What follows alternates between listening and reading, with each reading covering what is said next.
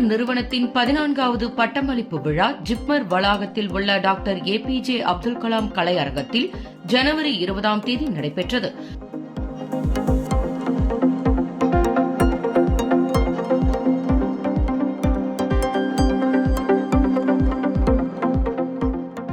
மத்திய சுகாதார மற்றும் குடும்ப நலத்துறை இணை அமைச்சர் திருமதி அனுப்பிரியா பட்டேல் கலந்து கொண்டு மாணவர்களுக்கு பட்டங்கள் மற்றும் பதக்கங்களை வழங்கி சிறப்பித்தார். மாண்புமிகு துணைநிலை ஆளுநர் திரு 𝐾 அவர்கள் விழாவில் கலந்து கொண்டார். மாண்புமிகு சட்டப்பேரவைத் தலைவர் திரு ஆர். செல்வம் அவர்கள், மாண்புமிகு மக்களவை உறுப்பினர் திரு மஞ்சுநாத் அவர்கள், அரசு கொறடா திரு 𝐴𝐾𝐷 என்கின்ற ஆறுமுகம் அவர்கள், தலைமை செயலர் திரு சரத் சவுகான் IAS அவர்கள், ஜிப்மர் நிறுவனத்தின் தலைவர் திருமதி சித்ரா சர்க்கார் அவர்கள், இயக்குநர் டாக்டர் வீர் சிங் நேகி ஆகியோர் உடனிருந்தனர்.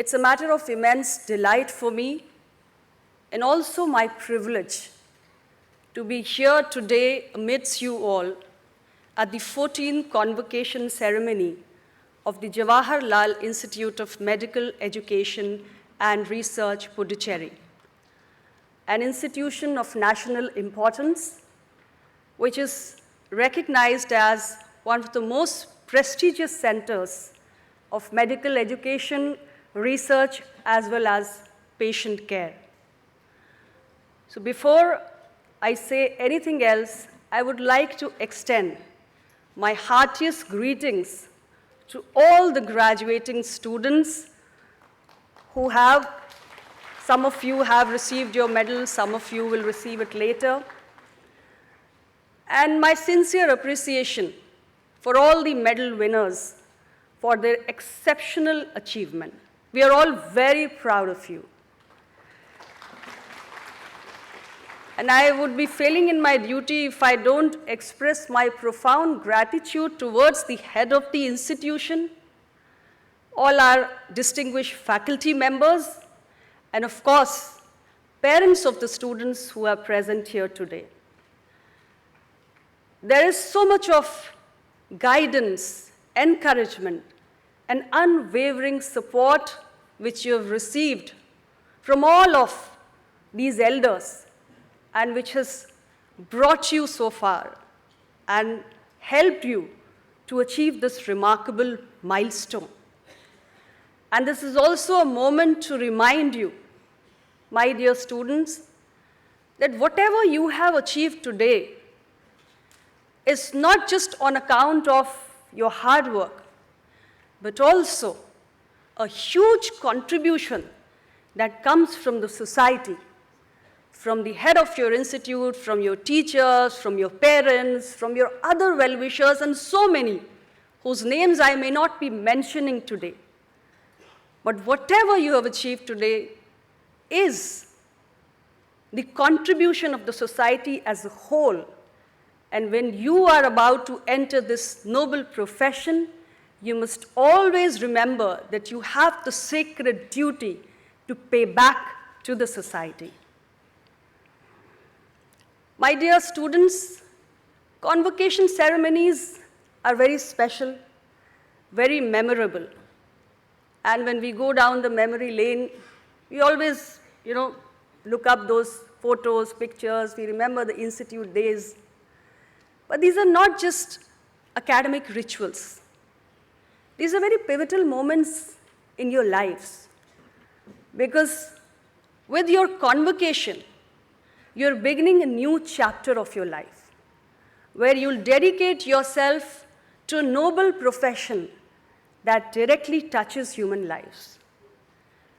And this is where you must remember that medicine is a calling.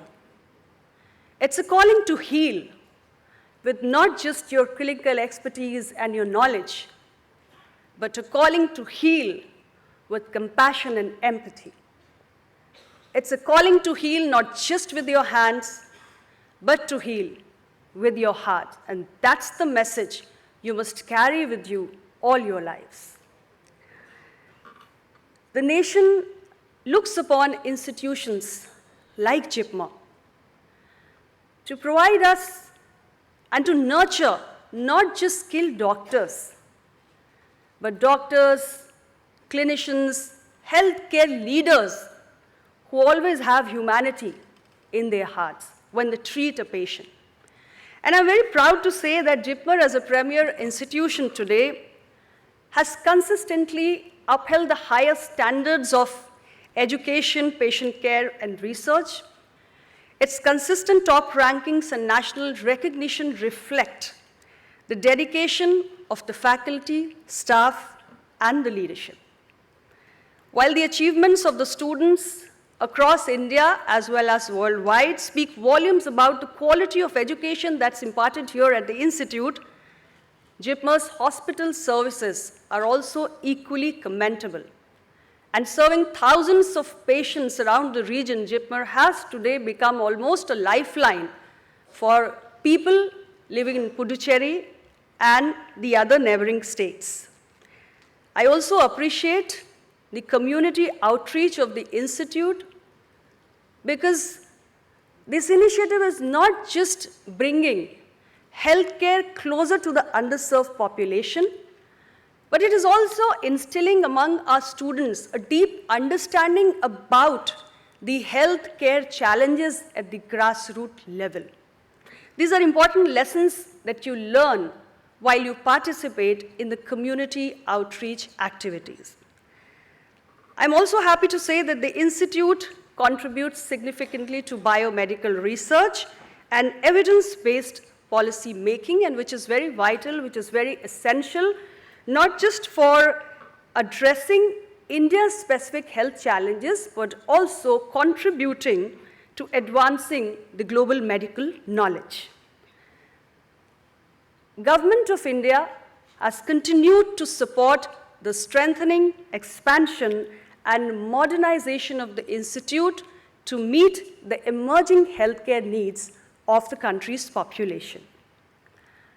My dear students, as you step into this professional world, it's time for you to shoulder newer and bigger responsibilities. So when I say this, I want to convey that now onwards, you will not just carry with yourself your own dreams and aspirations, but you will carry with yourself the hope and the trust of millions of people in this country or wherever you work. And that is one thing you must always keep in mind.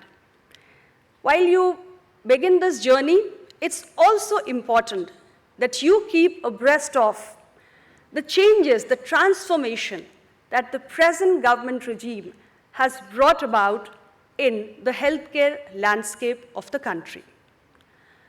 Before 2014, when our government took over, healthcare was not at the center of the policy making. Healthcare has been brought to its rightful place under the government led by Prime Minister Narendra Modi ji. And when we dream of a Viksit Bharat by 2047, healthcare becomes one of the most important pillars. So today, India is ambitiously steering towards a developed nation in the next 25 years by placing healthcare at the heart of its journey. So today, we can say that healthcare is no longer a privilege for those who are more worthy or fortunate. Our government is building a foundation where healthcare would be accessible and affordable for every citizen of India, and no one would be left behind. I'm very happy to say that after a very long gap of nearly 1.5 decades, we have a new national health policy in place. And this new national health policy, which provides a broader guideline, makes a shift from sick care to wellness. What does that mean? It simply means that the old idea of curative healthcare is now being left behind. And we look at health as a comprehensive concept. So healthcare is not just curing a disease, but healthcare today, as per the new national health policy, means preventive, curative, promotive, rehabilitative, and palliative. So it's a complete package which today we are working for in creating a newer kind of healthier India. And this policy says that every citizen of the country must have accessible, affordable, as well as quality health care. And this is called universal health coverage. India has a huge population, and our global disease burden is also very high. And ensuring access to quality and affordable health care to such a huge population of 1.46 billion is not a small task. But we have taken upon ourselves this big challenge. Universal health coverage will not be on paper, but we are making all efforts to make UHC a reality. There are schemes and programs which you may be reading about in the media, newspaper, television. Schemes like the Pradhan Mantri Jan Aushadhi Pariyojana. You have a Jan Aushadhi outlet here in JIPMER as well. Schemes like Amrit Pharmacy, which are making branded and generic medicines at discounted rates available to the larger population of this country. Schemes like the Pradhan Mantri National Dialysis Program. Schemes like the free drugs and free diagnostics for our patients. These are schemes which have brought huge relief to the patient by making healthcare affordable. And then we have a flagship initiatives, a scheme like Ayushman Bharat Pradhan Mantri Jan Arogya Yojana. You would be happy to know that this is the world's largest health insurance scheme. And a country like ours has it, providing a financial protection cover to 62 crore citizens currently. And this is a scheme which has provided huge relief to patients coming from poor and marginalized families who would often delay treatment or skip treatment altogether for lack of money in their pockets. Today, such a large population of 62 crore citizens, which includes the poor patients, which includes the elderly population, 70 years of age and above, which includes our frontline health workers, which includes our gig workers. All these are the vulnerable sections of society. They are relieved of their healthcare bills, expenses, worries because of the protective cover which is provided by schemes like Ayushman Bharat, Pradhan Mantri Jan Arogya Yojana. And while we do this, providing secondary and tertiary healthcare treatment facilities to a large population in an affordable way, We also have a huge network of primary healthcare facilities which are called Ayushman Arogya Mandir. Today, they have revolutionized the kind of primary healthcare we provide at the ground, on the ground, by providing an expanded package of 12 essential healthcare services. So that is how the healthcare scenario is transforming fast in this country. And our government has also brought about a robust expansion of medical education infrastructure. So there are more medical colleges that have come up, there are more nursing colleges that have come up, there are more All India Institute of Medical Sciences. All this new infrastructure is being built up by this government so that there are, I would say that you people are very fortunate. You children are very privileged to study in an institution like JIPMER. It's an institute of national repute. But there are so many youngsters like you who have a dream to become doctors like you, who want to study in a government medical college, but they cannot. There are students out of their family compulsions. They have to travel out of this country and travel and study in some medical institution in some other country. So our government, by building more number of medical colleges, scaling up this medical education infrastructure, is trying to fulfill the dreams and aspirations of such children who come from poor and middle class families, so that they also become the future doctors in this country and are able to serve this great nation. These reforms that we have brought about, they are aimed at not just bridging the regional disparity, because India is a huge nation. Look at the geographical stretch, look at the topographical challenges, and look at the cultural, social diversities. So operating within these complexities requires a huge availability of medical infrastructure and services and also human resource.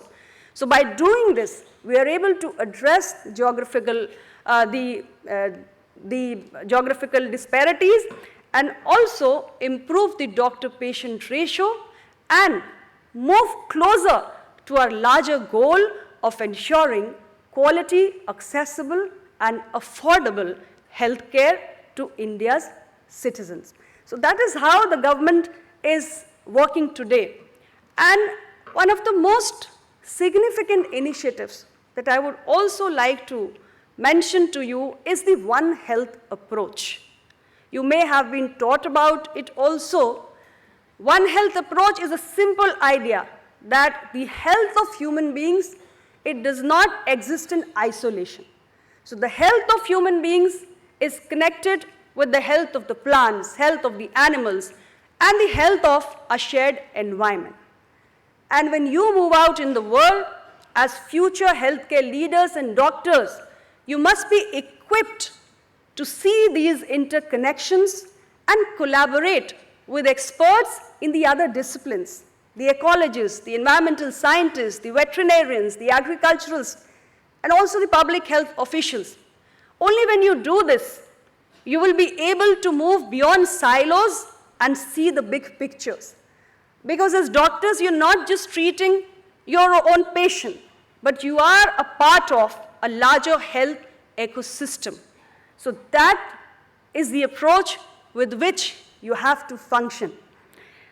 In conclusion, I would again like to reiterate that all of you are the torchbearers of India's healthcare future, and you're key partners in realizing the dream of a healthy India and a developed India. I only wish and pray that you commit yourself to lifelong learning, because medical science is evolving every moment. So it's important that you keep updating your knowledge and skills regularly.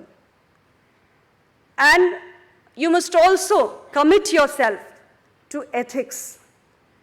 The touch of humanity must never be lost And we would all always pray that every decision that you take as a future doctor is always guided by the patient's best welfare and the nation's best interests.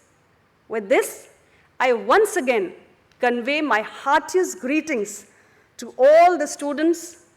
I hope you do very well in life and you have a life which is not just full of your professional success and personal fulfillment, but also a life which has the satisfaction of being able to serve this great nation. Congratulations. Thank you so much. Jai Hind.